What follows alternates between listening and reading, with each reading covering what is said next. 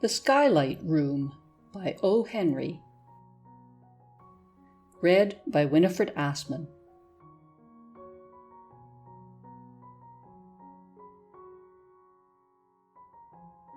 First, Mrs. Parker would show you the double parlours.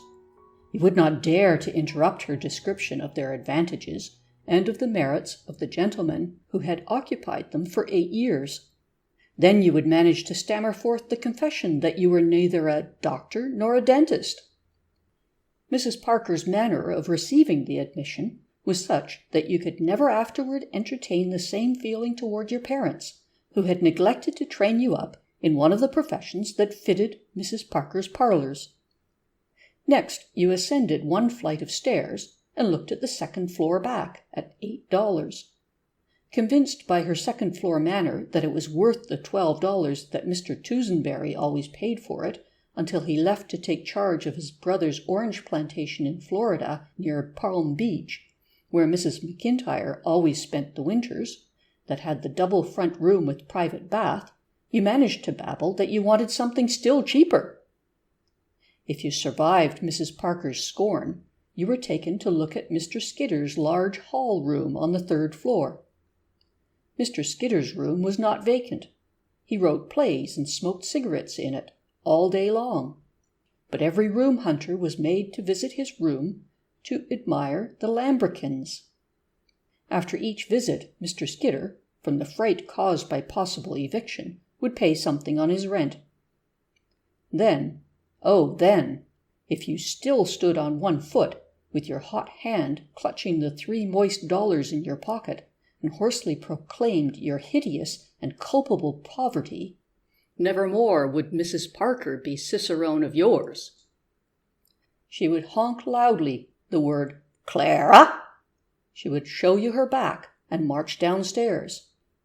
Then Clara, the colored maid, would escort you up the carpeted ladder that served for the 4th flight and show you the Skylight Room. It occupied 7 by 8 feet of floor space at the middle of the hall. On each side of it was a dark lumber closet or storeroom. In it was an iron cot, a washstand, and a chair. A shelf was the dresser. Its 4 bare walls seemed to close in upon you like the sides of a coffin. Your hand crept to your throat. You gasped. You looked up as from a well, and breathed once more. Through the glass of the little skylight you saw a square of blue infinity. $2, sir, Clara would say in her half-contemptuous, half-Tuskegenial tones. One day Miss Leeson came hunting for a room. She carried a typewriter made to be lugged around by a much larger lady. She was a very little girl, with eyes and hair that had kept on growing after she had stopped, and that always looked as if they were saying, "Goodness me, why didn't you keep up with us?" Mrs. Parker showed her the double parlours. "In this closet," she said, "one could keep a skeleton or anesthetic or coal." "But I am neither a doctor nor a dentist," said Miss Leeson with a shiver. Mrs. Parker gave her the incredulous, pitying, sneering, icy stare that she kept for those who failed to qualify as doctors or dentists, and led the way to the 2nd floor back. $8? said Miss Leeson. "Dear me, I'm not heady if I do look green. I'm just a poor little working girl. Show me something higher and lower." Mr. Skidder jumped and strewed the floor with cigarette stubs at the rap on his door. "Excuse me, Mr. Skidder," said Mrs. Parker with her demon's smile at his pale looks. "I didn't know you were in. I asked the lady to have a look at your lambrequins." "They're too lovely for anything," said Miss Leeson, smiling in exactly the way the angels do. After they had gone, Mr. Skidder got very busy erasing the tall black-haired heroine from his latest, unproduced play, and inserting a small roguish one with heavy bright hair and vivacious features. "Anna Held'll jump at it," said Mr. Skidder to himself, putting his feet up against the lambrequins and disappearing in a cloud of smoke like an aerial cuttlefish. Presently, the tocsin call of "Clara!" sounded to the world the state of Miss Leeson's purse. a dark goblin seized her, mounted a Stygian stairway, thrust her into a vault with a glimmer of light in its top, and muttered the menacing and cabalistic words, $2. "I'll take it," sighed Miss Leeson, sinking down upon the squeaky iron bed. Every day Miss Leeson went out to work. At night she brought home papers with handwriting on them, and made copies with her typewriter. Sometimes she had no work at night, and then she would sit on the steps of the high stoop with the other roomers. Miss Leeson was not intended for a skylight room when the plans were drawn for her creation. She was gay-hearted and full of tender, whimsical fancies. Once she let Mr. Skidder read to her 3 acts of his great, unpublished comedy, It's No Kid, or The Heir of the Subway. There was rejoicing among the gentlemen roomers whenever Miss Leeson had time to sit on the steps for an hour or two. But Miss Longnecker, the tall blonde who taught in a public school and said, "Well, really," to everything you said, sat on the top step and sniffed.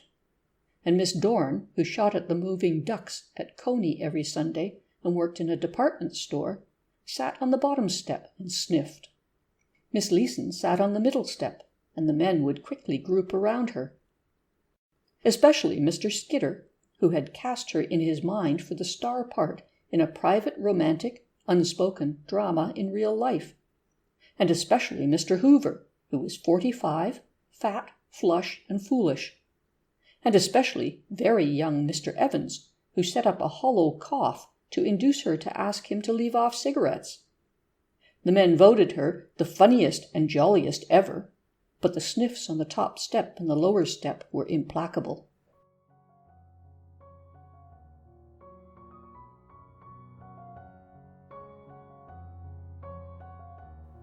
I pray you, let the drama halt while chorus stalks to the footlights and drops an Epicedian tear upon the fatness of Mr. Hoover. Tune the pipes to the tragedy of tallow, the bane of bulk, the calamity of corpulence. Tried out, Falstaff might have rendered more romance to the ton than would have Romeo's rickety ribs to the ounce. A lover may sigh, but he must not puff. To the train of Momus are the fat men remanded. In vain beats the faithfulest heart above a 52-inch belt. Avant, Hoover! Hoover, 45, flush and foolish, might carry off Helen herself. Hoover, 45, flush, foolish, and fat, is meat for perdition. There was never a chance for you, Hoover. As Mrs. Parker's roomers sat thus one summer's evening, Miss Leeson looked up into the firmament and cried with her little gay laugh, "Why, there's Billy Jackson! I can see him from down here, too." All looked up, some at the windows of skyscrapers, some casting about for an airship, Jackson guided. "It's that star," explained Miss Leeson, pointing with a tiny finger. "Not the big one that twinkles, the steady blue one near it. I can see it every night through my skylight. I named it Billy Jackson." "Well, really," said Miss Longnecker. "I didn't know you were an astronomer, Miss Leeson." "Oh, yes," said the small stargazer. "I know as much as any of them about the style of sleeves they're going to wear next fall in Mars." "Well, really," said Miss Longnecker.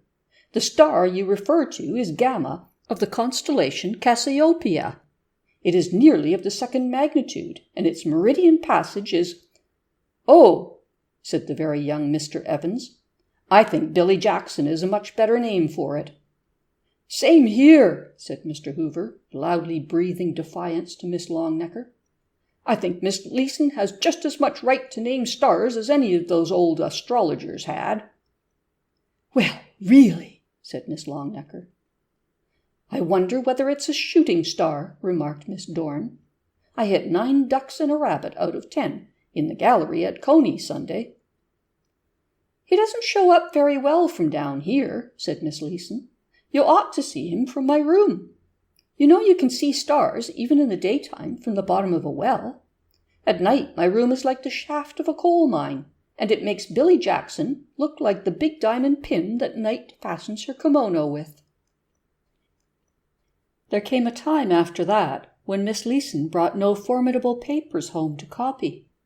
And when she went out in the morning, instead of working, she went from office to office and let her heart melt away in the drip of cold refusals transmitted through insolent office boys. This went on. There came an evening when she wearily climbed Mrs. Parker's stoop at the hour when she always returned from her dinner at the restaurant. But she had had no dinner. As she stepped into the hall, Mr. Hoover met her and seized his chance. He asked her to marry him, and his fatness hovered above her like an avalanche. She dodged and caught the balustrade. He tried for her hand, and she raised it and smote him weakly in the face. Step by step she went up, dragging herself by the railing. She passed Mr. Skitter's door as he was red-inking a stage direction for Myrtle Delorme, Miss Leeson, in his unaccepted comedy, to pirouette across stage from left to the side of the Count. Up the carpeted ladder she crawled at last, and opened the door of the Skylight room. She was too weak to light the lamp or to undress. She fell upon the iron cot, her fragile body scarcely hollowing the worn springs. And in that Erebus of the Skylight room she slowly raised her heavy eyelids and smiled. For Billy Jackson was shining down on her, calm and bright and constant through the skylight. There was no world about her. She was sunk in a pit of blackness, with but that small square of pallid light framing the star that she had so whimsically and oh, so ineffectually named. Miss Longnecker must be right. It was Gamma of the constellation Cassiopeia, and not Billy Jackson. And yet she could not let it be Gamma. As she lay on her back, she tried twice to raise her arm. The third time she got two thin fingers to her lips and blew a kiss out of the black pit to Billy Jackson. Her arm fell back limply. "Goodbye, Billy," she murmured faintly. "You're millions of miles away, and you won't even twinkle once. But you kept where I could see you most of the time up there, when there wasn't anything else but darkness to look at, didn't you? Millions of miles. Goodbye, Billy Jackson." Clara, the colored maid, found the door locked at 10 the next day, and they forced it open. Vinegar and the slapping of wrists and burnt feathers proving of no avail, someone ran to phone for an ambulance. In due time it backed up to the door with much gong clanging, and the capable young medico in his white linen coat, ready, active, confident, with his smooth face half debonair, half grim, danced up the steps. "Ambulance call to 49, he said briefly. "What's the trouble?" "Oh, yes, doctor," sniffed Mrs. Parker, as though her trouble that there should be trouble in the house was the greater. "I can't think what can be the matter with her. Nothing we could do would bring her to. It's a young woman, a Miss Elsie, yes, a Miss Elsie Leeson. Never before in my house—" "What room?" cried the doctor in a terrible voice, to which Mrs. Parker was a stranger. "The Skylight room. It—" Evidently the ambulance doctor was familiar with the location of Skylight rooms. He was gone up the stairs, 4 at a time. Mrs. Parker followed slowly, as her dignity demanded. On the first landing, she met him coming back, bearing the astronomer in his arms. He stopped and let loose the practiced scalpel of his tongue, not loudly. Gradually, Mrs. Parker crumpled as a stiff garment that slips down from a nail. Ever afterward, there remained crumples in her mind and body. Sometimes her curious roomers would ask her what the doctor said to her. "Let that be," she would answer. "If I can get forgiveness for having heard it, I will be satisfied." The ambulance physician strode with his burden through the pack of hounds that followed the curiosity chase, and even they fell back along the sidewalk abashed, for his face was that of one who bears his own dead. They noticed that he did not lay down upon the bed prepared for it in the ambulance the form that he carried, and all that he said was, "Drive like hell, Wilson," to the driver.